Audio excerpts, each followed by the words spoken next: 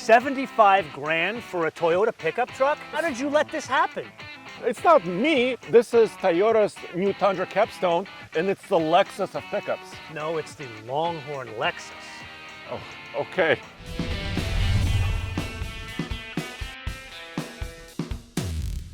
Okay, so Andre, all kidding aside, Yes. the reason why I wanted you here was to understand not really just this vehicle, but the segment. And I think to start it off, we should play a round of your favorite game of mine, the options game. Okay. Starting with the 2000, I think it's the 22, is it 22? That's correct. 2022 Toyota Tundra Capstone, which for the avoidance of doubt comes only as a... Hybrid. Crew cab, 5.5 foot bed, and they call the hybrid iForce Max. For the low, low price, are you ready for this? Yeah. $73,530. Yeah, but that's before the destination charges, which is $1,695. which makes it 75. Yes. Okay. That is what boggles my mind. Now, we also have to be very clear here. This is the top flavor of a Tundra. What's the bottom flavor of a Tundra? It's called the SR. And how much is that? So that starts in the kind of mid to low $30,000 range. So this is more than double. Yeah. So let's get into just the hybrids, because what you described was the twin turbo V6. Yeah. Twin turbo V6 and hybrid starts in a limited $52,000. Yeah. That's still over $20,000 cheaper. Exactly. So what makes this $20,000 more? So here's what Toyota says, and this is kind of the first drive event of this new truck, right? So Toyota says the Capstone, by the way, it has two definitions in the Merriam-Webster dictionary. It's the final stone you put on a structure, or it's the crowning achievement. You know, you talked about the Limited and the other trim levels of the Tundra. Though this is all in. So this has all the power. We talked about the hybrid briefly. And every and option. As a recap, it's what, 437 horsepower. Exactly. And 583 pounds of torque. Exactly. And it's a single motor EV. Which is new for Toyota. For Toyota, it's a big deal. Yeah. It's more like the Mercedes integrated starter generator motor, where they put the motor in between the engine and the transmission. But this is all in on the technology and the luxury features, so almost no options. We'll talk about a couple of things that do come optional on this, but it's four-wheel drive only, and with this beautiful front end. How does it differentiate from, say, a Platinum or a 1794? Because I thought those were the luxury ones. They were, and they still are. I mean, this is fancy looking. It's got the big wheels. It's got the 22-inch wheels here, which I think are cool. Which is unique. That's only on the Capstone. Exactly. Only on this model you get these 22s. So this is the first time with the 22, and it has this kind of body color grille. It has this kind of satin finish chrome, right? In the grille, it's a unique grille. And how is this different from, say, a 1794 or a Platinum, this grille? Slightly different. If this was a 1794, it would have kind of a chromed out surround here as well. And this is kind of has a slightly different look. So it's a bit more ostentatious in the 1794. This is more understated. I would say so. Okay. And I actually do like this. And I think customers of this, you know, they have the money probably to purchase this, but they don't want to maybe to flaunt it too much. Does that make sense? Understated elegance, Yes. kind of like a Lexus. Yes. Do you think they should have said no Capstone, but maybe actually make a Lexus Tundra? I think so, in my opinion. So there could be a market for a Lexus that's a Tundra, a Silverado that's a Cadillac, and a Navigator, or a pickup truck Lincoln. That could be a Lincoln Navigator. Absolutely, I think so, because I think Toyota is going into this segment because there are other trucks in this segment. Yeah. And I think there's still room to grow, if you believe it or not. So a bunch of like Cadillac and Lincoln tried this many years ago, then they went out of it. What's changed, do you think, that it could be successful now? Like the Lincoln LT pickup truck was kind of a rebadged F-150. It wasn't unique enough, right? So I think if Lexus was to build a pickup truck, it would have to have its own unique look. So a totally different body. Maybe front clip. They can't just replace this with an L and walk away from it. Which is what the Lincoln was. Yeah, so I think it needs to be a little bit more unique, a little bit, and it could grow in price and features, right, from that point on. Okay. Speaking of features, what else makes this different so besides the other so ones? Kind of the mirror caps, there's a big capstone badge here. So this I'm seeing is full chrome, but this is the same satin finish as the grille. Yeah, and we'll get to the mirror later. Okay. Once again, crew cab, 5.5 foot bed only. And then in the rear, you also get kind of this chrome tip Oh, that's cool. Chrome exhaust tip, premium, right? Oh, and it's got the Toyota, get in there. Scott, it's Toyota got label. that Toyota logo right there on the top of that. That's pretty cool looking. Yeah, right there. Is Yeah. this a step? This Yeah, thing here? but it only activates when That when- is badass. the tailgate opens. That's pretty cool. Yeah. So, and in the back, there's a couple more chrome finishes, right? So, Well, I can't say right because I haven't seen it. Does it Okay. close that way too? Or you got to put it No, up. you gotta you pull gotta it be. but look, this is auto. So this will disappear. That is badass. So you got also kind of the satin. Same satin finish there, Yeah. but real chrome here. Yes. What's your take on this? Do you think they should have went just one, or this mishmash? It doesn't matter to me. But you To know what? me, I think they should have just went the satin finish. All the satin same. finish. I care more about this. At the end of the day, capability. Yeah. Capability, and you know how much weight it can still What's hold. the towing on this? So 10,340 pounds is the maximum rating, which is actually really competitive in this segment because you know what happens when And you put you've on. got to tell the audience, Yeah. you own a competitor. Not you don't just drive it, you own it. You bought one. Well, personally, I have an F-150 Yeah. work truck, not a premium truck, but I do have an F-150 hybrid, Yeah. which competes exactly powertrain-wise with this. And what's the towing on that one? About 10,000. Well, it's between 10,500 and like 12,400. So this is kind of in the meat still, because what happens when you put a 22-inch wheel with a low-profile tire, usually your ratings go down. Is it smart to be towing with a low profile tire? Well, it's rated for that. That's a Russian way of saying no, it's not smart, but I like Well, Toyotas. But the thing is, oh, by the way, the only option, or Yeah. one of the two options you can get, is the air leveling suspension in the back with AVS, which is adaptive variable suspension. And I actually towed with that setup, and it's actually very, very comfortable. It levels itself out, under weight, under load, and it's very stable. So which dampers are on this? The Bilsteins are on the TRD off-road packages. This is not it. The Foxes are on the TRD Pro. So this is its own damper. So basically it's a so- no-name damper. Well, yeah, but after, it's a Toyota damper. They Again, tuned he's it. being nice. They tuned it. Do you want to show us the inside? So what am I looking at here? What kind of leather? Because that feels very different. I don't know if I can pronounce. Is it semi-aniline? Do you remember? Semi-aniline leather, Aniline. which translated is the same leather that they use in a Lexus LS500. So to give you an idea, just the raw, I don't know the exact raw cost, but you're talking, it's orders of magnitude more expensive than the paper leather that's, say, on that 1794.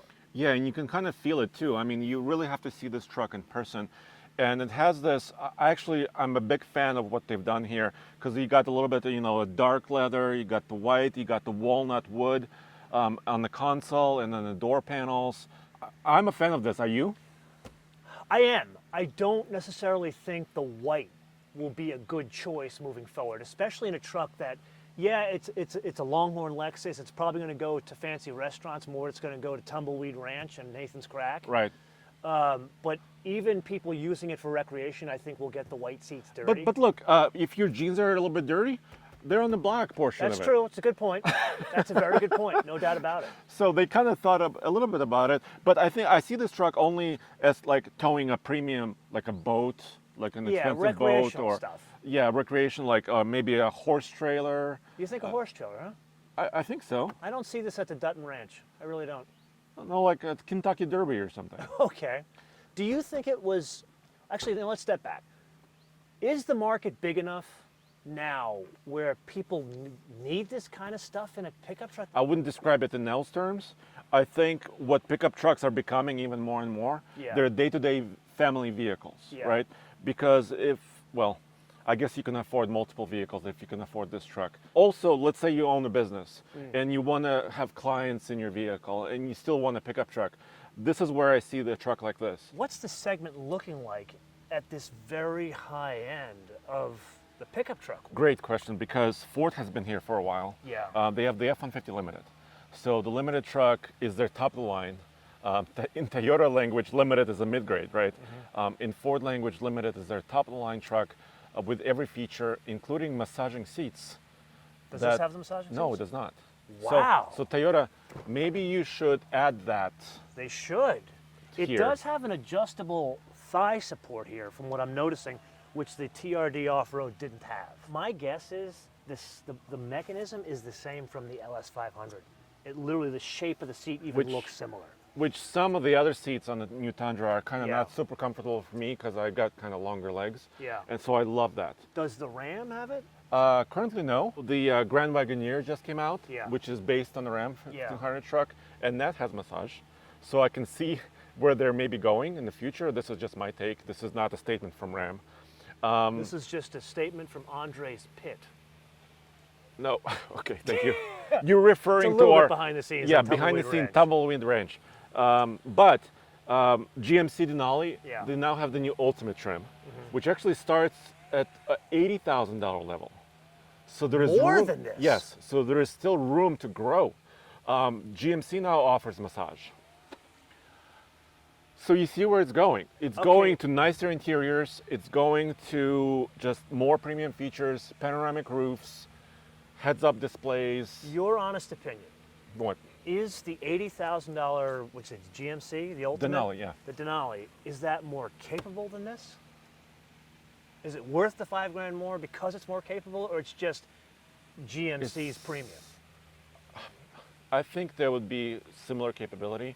It's just your perception of it, right? Do you like the Denali name?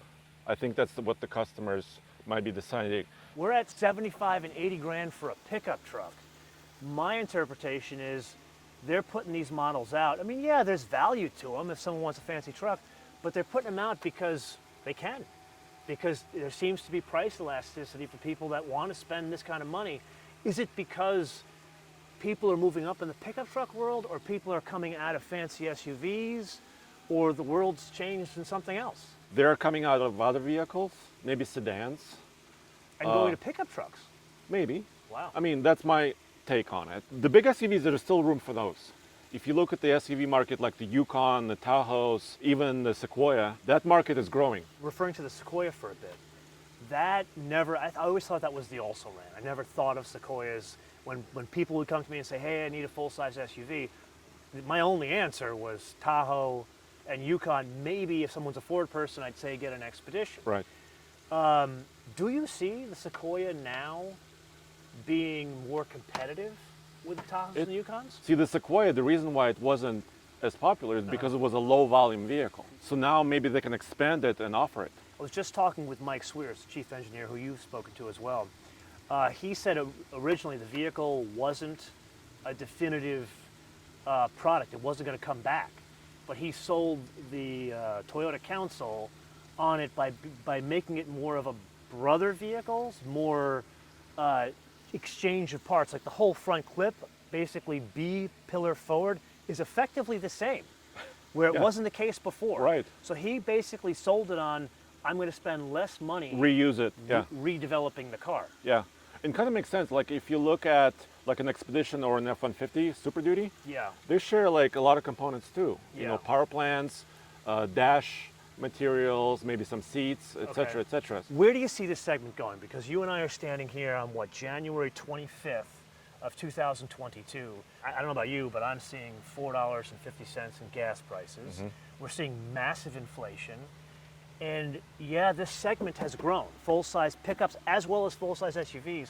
Where do you see those two segments going? Do you think they continue to go up, or they flatline, or they go down based on where things are going in the world? I think we'll see more of this hybridization, electrification. Yeah. Maybe not all EV yet.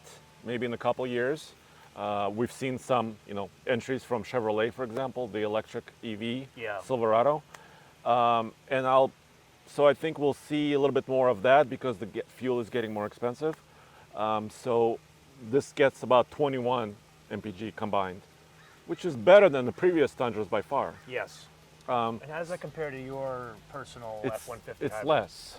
So the F-150 four-wheel drive hybrid is now rated at 23. So this is a little bit less. And also Toyota is not offering the hybrid in their work trucks, No. right? It starts at the Limited and then Yeah. goes up. So Toyota is taking a different approach here. It's more of a premium power plant here. What's the cheapest one can have an F-150 hybrid? It's around 45 grand.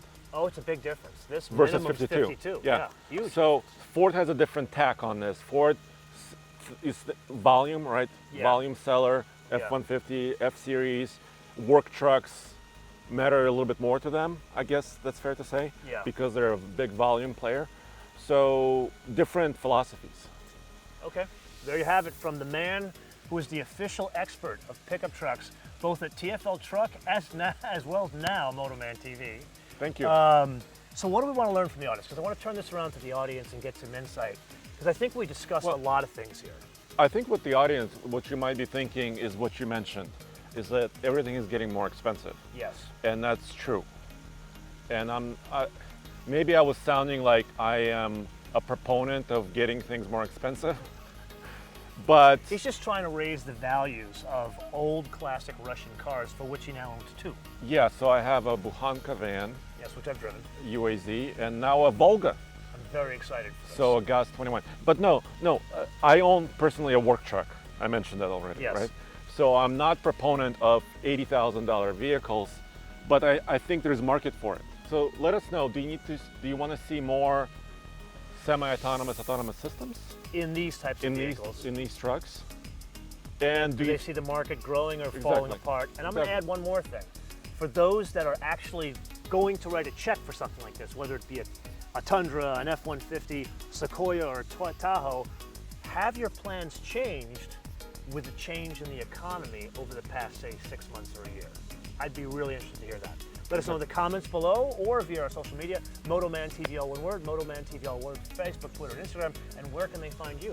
TFLtruck.com, TFL Truck YouTube channel, and TFL-studios.com, where all automotive topics are for TFL. Yes, and now featuring its very own Tumbleweed Ranch.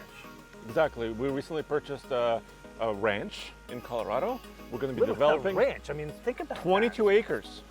We're going to be developing it into an off-road area. Yeah. So you'll see it on TFL Off-Road as well, and many other channels. I'm going to come there and I'm going to build a racing oval so I can race cars there. We'll need your expertise on that, and Okay. also maybe a drag strip We'll do that. we can lay down. Thank you very much for this. Really appreciate you taking the time and sharing your expertise. Appreciate it. Until I see you in the next episode, bis später.